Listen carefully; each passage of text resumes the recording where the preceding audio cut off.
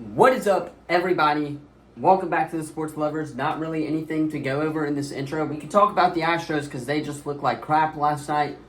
Our hitting game was off. I don't know what else to tell you. We did, however, end up scoring 4 runs, which I don't know how we did that. Half the time I wasn't even paying attention. It's kind of boring, not going to lie. But anyway, it's Tuesday. You guys know the drill. We're going to react to some NFL Week number 6 games, I believe. It's already flown by. We're already almost halfway through the season. So we got a lot of games to go over and talk about and break them all down. But first, if you guys are new to the channel, be sure to drop a like and subscribe so you guys don't miss out on any of the latest videos. What I'm watching tonight, what I'm looking forward to tonight is Pelicans are starting back up as well with the NBA preseason starting up. We got South Alabama is playing tonight at 6:30 on ESPN2 if you guys want to tune in there. I may or may not be going. It depends on what the situation is. And number 3, obviously, the Phillies and the D-backs, game number 2 of the NLCS. So, without further ado, let's go ahead, hop into some NFL Week number 6 reactions. Alright, moving on to the first game on the day, or the Thursday night game, rather, is the Chiefs and the Broncos. And from looking at it, Russ did terrible. Patrick Mahomes did not play great either. Now, that being said, the Chiefs' offense was able to get in the end zone. Kadarius Toney was the only one who got in the end zone. Looking at the box score, Russell Wilson didn't do all that great. He was 13 for 22, 95 yards, and a touchdown and 2 picks. Mahomes, on the other hand, had a Mahomes day. 306 yards, 30 out of 40 passing attempts, and then 1 touchdown and 1 interception. So, Pikachu, not bad as well. But it was Kadarius Toney who got that touchdown. This game was everything that I thought it was going to be, a boring Thursday night football game. They got to ramp these up, as next week it's the Saints and the Jaguars, I believe. So, that's my reaction to that game. Boring game on Thursday night. Anybody watch it? Let me know in the comments below, because I did not. Alright, moving on to the last London overseas game, I believe, is the Ravens taking on the Titans. Ravens do get the win. However, it was technically a home game for the Tennessee Titans. But Lamar Jackson was not terrible. 21 out of 30, 223 yards, 1 touchdown, 1 pick. I believe that's what sealed the deal for Lamar Jackson. Ryan Tannehill, on the other hand, did sloppy. 8 for 16, 76 yards, and 1 interception. I think we have seen the last of Ryan Tannehill as a starter quarterback in the NFL. I believe the Titans are going to promote Will Levis to the starter after this week, hopefully. So, Derrick Henry on the ground does what Derrick Henry does. 12 carries, 97 yards, and a touchdown. Lamar Jackson, rushing, led it, obviously. So, not a bad day for the Ravens, and defensively, I believe the Ravens scored as well. So, if you're the Ravens, great win in Europe. Hopefully, it gives you a little boost, as that was kind of an offensive scoring game for the Ravens. But, let me know if anyone else also watched that, because I did not. Alright, moving on to the next game, and that is the Panthers at the Dolphins. Now, what I want to say here is Bryce Young has been improving a stat. Surprisingly for Panthers fans out there like myself, Carolina is leading the NFC South in scoring the total amount of points per game. Yet, they're in last place. That's because of the schedule that they have and of the new offense and the rookie quarterback. By the way, Frank Reich is handing over play calls to the offensive coordinator, Thomas. So, hopefully that changes up, and we can hopefully see some more progression from Bryce Young. On that note, Bryce Young, not that bad. 23 of 38, 217, and 1 touchdown. No interceptions. Was great. Was a great day for Bryce Young. It's just the defense couldn't really hang with the Miami Dolphins. Now, if you're looking on Tua's side of things, 21 of 31, 262, 3 touchdowns. I have a lot to say. Raheem Mostert scored 2 touchdowns. By the way, Derek Achane, I believe, is his name. He is out, so Raheem Mostert is the starter for those fantasy guys. So put Raheem Mostert in.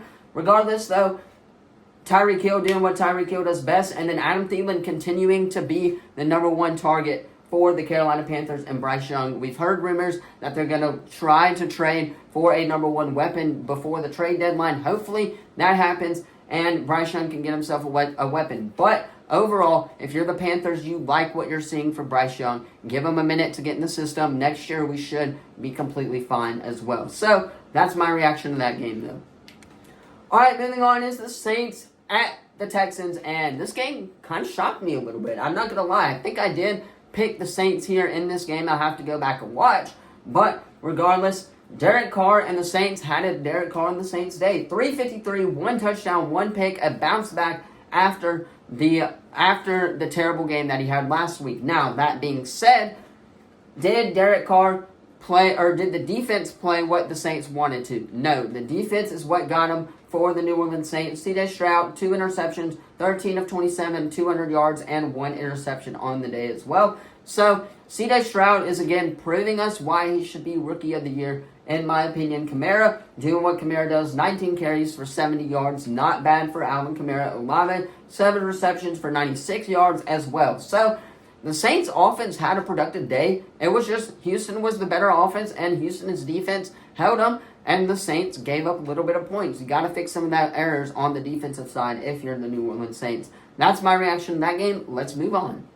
Moving on, you got the Falcons hosting the Commanders. Now, before I get started with this game, I want to say Desmond Ridder starting to let me down, especially with how I'm dealing with him is, I guess you would say, I don't really know the term for it. He's starting to let a lot of Falcons fans down. Desmond Ridder is not that great of a quarterback. We all know this.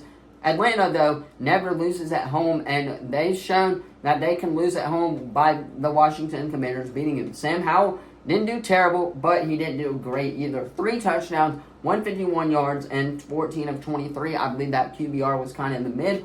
Desmond Ridder, on the other hand, did terrible. 3 interceptions on the day, 2 touchdowns. Yes, I like to see Kyle Pitts getting involved in the offense. Tyler Algier getting involved as well as Bijan too. I like to see that, but Desmond Ridder needs to start throwing the ball downfield. If you're asking me, that's what I think the Falcons need to be more considerate of, is how can Desmond Ridder throw the ball. If not, the Commanders do get a very convincing win on the road as a much-needed bounce-back win from a couple weeks with losses. So, good win for the Commanders on the road. Falcons starting to lose my trust a little bit.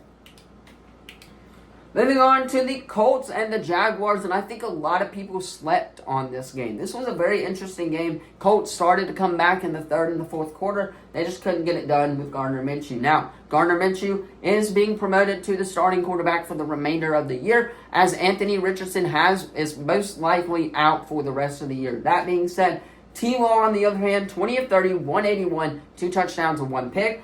Gardner Minshew, 33 of 35, 329 yards, 1 touchdown, 3 interceptions. So, it's the defense that got the day done for the Jacksonville Jaguars. That being said, offense, Travis Etienne did score 2 touchdowns, 18 carries, 55 yards, doing what Etienne does best. Got me a lot of points in fantasy. So, I like to see it. It's just I don't know if the Colts are going to win another game with Gardner Minshew as their starting quarterback. That being said, Jaguars get a great win at home, especially a much-needed win. So, good win for the Jags. Moving on, you got the Seahawks and the Bengals, and this game was everything I expected it to be. Low scoring, kind of slow offensively, but Joe Burrow is starting to look like Joe Burrow again. 2 touchdowns, 1 pick, 24 of 35 for 185 yards. Bengals get the 17-13 win, so obviously that's good for them. Now, Geno Smith, on the other hand, 27 of 41, 323, 2 picks. So, Seahawks, they got some work to do. They're 3-2. Bengals are 3-3, but it looks like Joe Burrow is starting to ease back into things. Seahawks, on the other hand, got some work to do. Bengals get a much-needed win against the Seahawks. Moving on to the next game is the Vikings at the Bears. Now, this game was a crapshoot as well. Very, very boring game to watch. Was everything I predicted it to be and more. So, Kirk Cousins, 21 of 31, 181 and a touchdown. Got the win that they needed. The Vikings to bounce back and hopefully improve that record a little bit. The Bears, on the other hand, continue to struggle. And Justin Fields is probably out for a little bit now with his injury. So, that doesn't help the Chicago Bears at all. But regardless, the Vikings get a much-needed win on the road. Alright, now the next game is the first undefeated team to go down this week. Now, the 49ers at the Cleveland Browns. P.J. Walker showed out. 18 of 34, 194 yards, and 2 interceptions as well. But he did lead them to a touchdown or 2 in the game. So with that being said, flipping it over to the Niners side of things, Brock Purdy, 12 of 27, 125, and 1 touchdown and 1 pick. So not a bad day for him. It's just the Browns offense got the better end of the deal, and the 49ers missed that game-winning field goal, which would have won them the game. So, my reaction, screw you, the 49ers. All right, moving on to the next game is the Patriots and the Raiders, and I think Bill Belichick's on the hot seat this year. I think this could be his last year as a Patriots coach. Granted, that being said, their roster isn't really all that talented, so they can't do a whole lot. But Mac Jones throwing for 200 yards on the day, 24 of 33. Not bad. Jimmy G and the offense was clicking, though, for the Raiders, and that's what got them the win. That being said, very boring game. Raiders get the win. Don't really have a whole lot to react to. Josh Jacobs is kind of bad, but overall, Raiders get the win.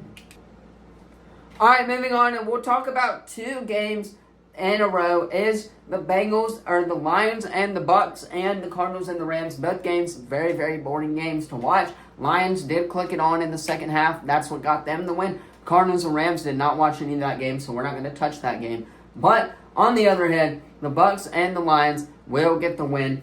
But the Lions get the win, Rams get the win. Good wins for both of these teams. Moving on to the next game, and that is the Jets and the Eagles. And all I have to say is, I'm never letting my friend live that down. That was a tremendous loss. I don't know what Jalen was thinking during those last 2 minutes. He literally threw it to the defender. I don't know what else to tell you. I guess the Jets, that game is scripted, and the second undefeated team goes down. Now, we can talk about the Sunday night game a little bit, but I was more invested in the Astros that night as well. Got it right here. Support them for tomorrow, especially because they need it. That being said, Bills and Giants was kind of a boring game. Tyrod Taylor almost had the chance to win that game, but the ball came up incomplete, so it didn't happen. Bills get a win, like predicted, but it should have been a bigger win for the Bills. That being said, Jets and Eagles, screw the Jets. All right, moving on to the Monday night game, and they doubted us. Yet, we came back, came out with the win, ready to go. I went to bed in like the third quarter because I knew that this was going to be a boring game, and I wake up to it being a 27-17 victory. I guess all the action happened in the fourth quarter. Dak Prescott's one rushing touchdown was very nice to see. So it was kind of a defensive game in the first half, and then the second half it turned into offense, especially in the fourth quarter where both offenses were clicking at the right time. Cowboys just got it done and prove why they're the better team and why no one should have doubted us, but everyone doubted us. We get a much-needed victory for the Dallas Cowboys to improve to 4-2, which should be 5-1. All right, and that is going to be all for my Week 6 NFL reactions. Let me know yours in the comments down below. Don't forget to like, subscribe, turn that bell on. We do our best to push on this channel every single day. With that being said, I'm going to hop off, get this edited so you guys can watch it on time, especially with there being a bunch of sports tonight. Again, when I'm watching Pelicans, South Alabama, and the Phillies all tonight, cheering against the Phillies because I don't like them that much. Now, thank you all so much for watching this video, and I will see you guys in the next video. Peace.